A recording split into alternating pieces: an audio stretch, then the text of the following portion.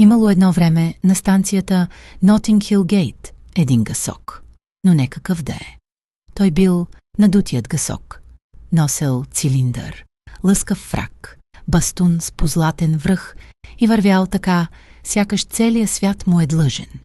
Всеки ден крачел по перона като истински аристократ, а хората се обръщали след него не защото го уважавали, а защото се чудели как е възможно една птица да бъде толкова самодоволна. Гасокът вярвал, че е над всички. А когато вярваш, че си над всички, много бързо оставаш сам. Когато другите птици на станцията се опитвали да го поздравят, той само повдигал крило и казвал: „Не ме занимавайте с дребни разговори“. Когато някой искал да му помогне с тежкия куфар, той отвръщал: „Аз да имам нужда от помощ? Невъзможно“. А когато някой се опитвал да бъде негов приятел, той мислял: „Приятели имат тези, които не са достатъчно важни“. И така, ден след ден, перонът около него ставал все по-тих. Не защото хората го уважавали, а защото се отдръпвали. Една вечер, докато влаковете профучавали, а светлините трепкали в розово и синьо, до него се приближила малка, скромна гълъбица. Тя нямала цилиндър, нито бастун.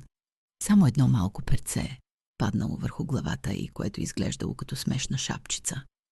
„Защо си сам?“ попитала тя. Гасокът се засегнал. „Аз? Сам? Аз съм твърде важен, за да съм сам“. Гълъбицата се усмихнала леко. „Понякога егото ни е толкова голямо, че не оставя място за никого друг“. Тези думи го ударили по-силно от най-бързия влак. За първи път той се огледал истински. Перонът бил пълен с хора и птици, но никой не стоял близо до него. Никой не го поздравявал. Никой не го чакал.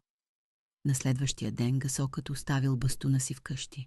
После свалил цилиндъра, а накрая най-трудното свалил и надутото си его.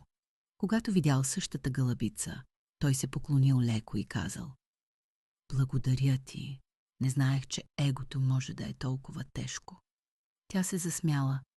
„Егото е като куфар, пълен с камъни.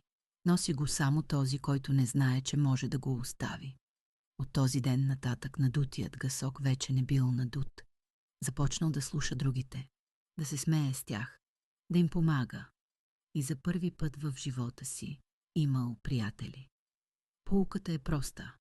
Егото ни шепне, че сме повече от другите. Но истината е, че когато егото води, приятелството си тръгва. А когато сърцето води, приятелството пристига. Имало едно време на станцията